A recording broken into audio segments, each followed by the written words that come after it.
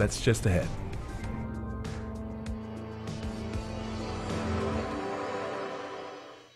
Many are predicting that the worst is yet to come, which is unfortunate, said one person here. Until now, they've enjoyed the reputation of being the nation's icebox. Watched a burglar in his home this morning by webcam. As a journalist of over 25 years, stories are what make my world turn. Reporting live from the Dallas newsroom tonight, Jeff Crilley, Fox 4 News. But in 2008, I took the jump from my familiar life and started a PR firm from my home. We're talking about anyone with a camcorder like the one I'm using becomes a television network. We started slowly growing the company, and we now have over 100 clients, and we've branched into the world of live digital broadcasting. I now own 8 different TV studios and have a huge team, and the stories that I now get to share are sometimes the most important of my life. Life has a funny way of coming around full circle. This is the Jeff Crilley Show. Well, as you know, on this show, I like to feature people who are playing at the top of their game, and I can't think of a better person to invite into studio right now. Wes Melcher, he's an internationally known speaker, author, and motivational speaker and entrepreneur. Thank you for coming on the show. Absolutely. Excited to be here. Well, tell us your story, because you weren't one of those guys that was born with a silver spoon in his mouth. Everything that you've done is hard work. Yeah, growing up, I grew up in a small town in West Texas. My grandparents were first generation here from Germany, and I grew up in a small farming community, but I always felt like I was a city boy stuck in a small town. So, I grew up around a pretty simple, easy way of life, a lot of hard work, but just easy living, I guess, from the standpoint of no hustle and bustle and no city. I think the only stoplight in the town I grew up in was coming in and going out. And you started out kind of, I don't know if it's door-to-door sales, but it was a sales position. Yeah, in-home sales. I started off in college selling Cutco knives, and I was an entrepreneur really from birth. So anything I could sell growing up, whether it was baseball cards or, odds and ends, things I grew up going with my granddad to, yard sales and swap meets and pawn shops and things like that. So I was a salesman from birth, I feel like. But really the career choice for me that really altered my life was selling Cutco knives when I was in college. So it was the summer after my freshman year in college, and found a little flyer on campus and got into the direct sales industry and made a ton of money and a lot of experience, and decided that that's where I was going to stay. And I think most importantly, you learned to pick yourself up and dust yourself off. You cannot be in sales like that without getting rejected. Like, how many times would you have to hear no before you could hear a yes? Yeah, well, they say that's why sales is the highest paid profession, because you're getting paid for the no's. So the no's add up, obviously. And whether it's 5 times you hear no or 6 or 7, whatever the magic number is, there was a lot of no's. I had to memorize a card deck of all the different objections that we would get in the field, and those that could remember the objections and have them ready whenever it was needed were the ones that made the most sales, that's for sure. And then you went on to a global company. Yeah, I just had a passion for travel, and I think it started because I grew up in that small town, and I was kind of a history nerd growing up. My favorite movie whenever I was a kid was Indiana Jones, and so I wanted to be an archaeologist and travel the world and look for buried treasure when I was a kid. And I think because of that experience, and then just being landlocked, I wanted to see the world. So I thought, well, what better way to see the world than to start a global company? So I started my first travel company back in 2001 in Costa Rica. And I had studied abroad in Costa Rica, so I had a little bit of experience there. I lived with a family in San Jose, actually, Costa Rica, when I was 18 years old. I was basically just in college. And I learned some Spanish, but fell in love with the culture. And it was my first time out of the country. So it was an eye-opening experience to see a different part of the world. And so for me, I really wanted to do something globally, and travel was just a natural fit. Wow. Okay, so we've got a video that we found off of Facebook. We'd like to roll that now.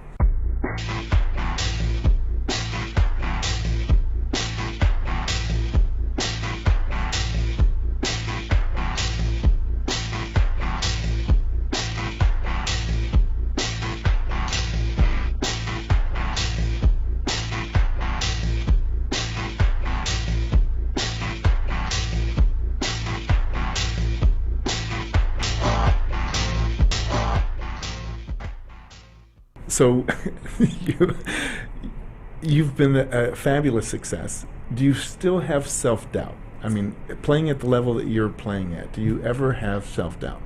I think that when you follow your heart and your passions, I think that your level of success is increased because you're doing something that you naturally enjoy. And so the things that make it hard for an entrepreneur and a salesperson, I think to me were a natural skill. I like meeting people. I like being around others. I haven't ever really had stage fright or a level of nervousness in doing what I do. So I love speaking. I love training. I was a competitive public speaker in college. And so I think that for me, I just followed the things that I was passionate about, and it took me to a high level of success in sales. And so I don't ever doubt myself because I think if there is any doubt in your mind, I think your percentage of success definitely drops. And so I think you just have to follow your heart and the things that you're passionate about, and I think the success will follow. Okay, you mentioned your daughter at the top of the show. We've got some pictures, and the first one I want to show is you and your daughter. And tell us this story. Yeah, this was an incredible experience. I was speaking at this event in Cowboy Stadium, over 20,000 people, close to 25,000. It's the biggest event I've ever spoken at. And it was the night of the daddy-daughter dance. And my daughter was going to be devastated if she didn't get a chance to go to the daddy-daughter. It's a big deal at her school. It's a small private school. And so I worked it out for her to be able to wear her dress that she was going to wear to the daddy-daughter dance to the event that night. And so they actually had her come out on stage with me when they introduced me. And we didn't plan it. I didn't know that the sound crew was going to actually play a song. And so we actually got to dance in front of almost 25,000 people. That has to be such so oh my it was goodness. awesome. I mean, and she saved her shoes. She was like, I'm never going to wear these shoes again or wash these shoes. It was, I think it may have been a bigger deal for her than for me, but as far as a memory in my heart, it'll be something that's with me forever. Well, we can't not talk about COVID-19. How did, I know a lot of speakers, they canceled a bunch of events. How did COVID-19 impact your career? Yeah, so this last week was actually the first time that I've spoken to a live audience in almost 10 months. Wow. And it was a totally different feeling and a totally different energy. It was a big ballroom, a couple hundred people, but the chairs were all 4 to 6 feet apart. And the level of energy that the crowd gives you to a speaker is something that's really important for your mojo, for how you are on stage. Right. And how you feel, and getting the vibe and the energy from the crowd was totally different.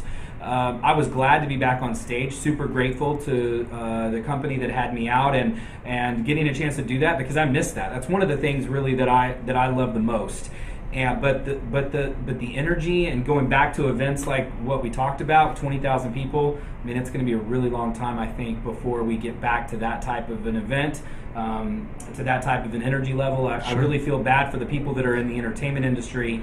I've been to a couple of concerts post-COVID, and even the vibe there. I mean, having seats separated, tables separated, not having, it's not like you're looking for a mosh pit, but you can't really brush up against people. It's just it's a totally different feel. Right. I sense that you're the kind of guy who bounces out of bed with optimism every morning. But there's a lot of people out of work right now, and they're feeling in a funk. Maybe they're working remotely and they're getting depressed. What kind of words of wisdom would you give to that person who's just going through, some bad times? Yeah, it's a real thing that's happening out there. Unfortunately, over the last year, I've actually lost 2 friends to suicide over the last year, and whether you can draw a correlation or outside events, one of them was in the financial services industry, and this was back in March, April, when things were very bleak in the market. And so it's a real thing. I think that this is something that we need to address as a nation, as a country, and really as a world right now, because I feel like watching my daughter interact, and she's one of the lucky ones right now that's getting a chance to go to live school, interact with her classroom, and they're keeping them in pods, so she can't see other kids at lunch, she can't see other kids at the playground, they keep them separate and isolated. And so this is something that we're talking about in our house, how to keep your feelings about yourself positive and meeting other people and being around other people. And Zoom, unfortunately, is never, to me, going to completely replace what we had before in terms of interviews. My software company has actually been doing some hiring, and hiring over Zoom is one of the most bizarre things I think I've ever done, because I've always just wanted to be able to feel the person's energy and understand kind of how the interaction is going to take place. And when somebody's behind a screen and you're behind a screen, you're not really getting that same vibe. And so I've talked to my, to my daughter and to even some of her friends and our family and people that I'm doing business with about ways that we can, really try to keep interacting. Our neighborhood's going to do a Halloween kind of, not exactly trick or treat, but just a way to be out and just in the yard and kind of walk around the neighborhood as a family and as a group and just kind of interact and keep our social distancing there. But I mean, man, we're our kids and our country are missing out on a lot of cultural interactions and things that we grew up with that they're missing right now. So it's unfortunate. Well, I know you've got a lot of accolades, but probably the best accolade is Dad. So being able to encourage your daughter at a time when she's got to be scared. I mean, my kids are grown, and I don't think any of us completely have adapted to the new normal. But I can't even imagine being a little kid right now. Suddenly you can't see your friends. And the mask thing, right? Because, I mean, you're not even getting emotions. I was talking to somebody the other day at the event that I spoke at this week, and it's just even trying to understand and relate to people when you can't see people's mouths and the expressions on their face.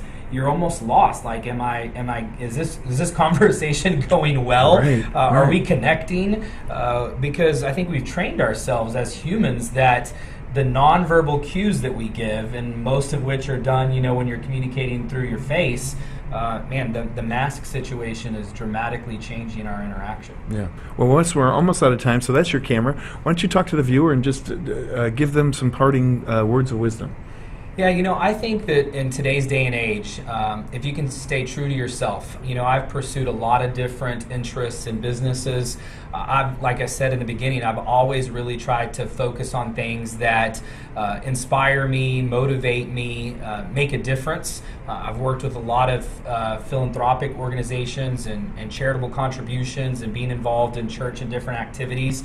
Staying involved and staying a part of the community no matter what adversity faces us as we go through this pandemic and crisis around the world, and just continue to follow your heart. I've seen so many people in business and in life have success at a high level because they pursued something they were passionate about. I mean, if you look at some of the big success stories in real estate, which is an industry that I'm really focused on right now, and you look at, Chip and Joanna, the fixer-upper couple, or anybody else on HGTV and the shows that you see people that have taken hobbies and crafts, the ultimate Martha Stewart, so to speak, and finding things that they're passionate about in this time when you can use your hands or get outside, fix your house up, do things that are with your family or with people that you care about, and then maybe find a way to turn that into a business or a show, a podcast, and get your story out there.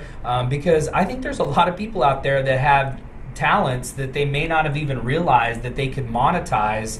And if you just keep doing the things that you like, try to find a way to make money, because there's going to be a lot of side hustles that are started during this time. And so go find a side hustle. Find something that motivates you or that you can do with your family or with your friends, and see if we can turn it into a profit. Outstanding. Wes, thank you for being on the show and adding so much value. That's wonderful. We're going to put your website up so people can get in touch. WesMelcher.com is the website right there on the screen. And thank you so much for coming on the show. Thanks for having me, Jeff. I really appreciate it. It was exciting being here. You bet. And that's it for now. We'll see you next time.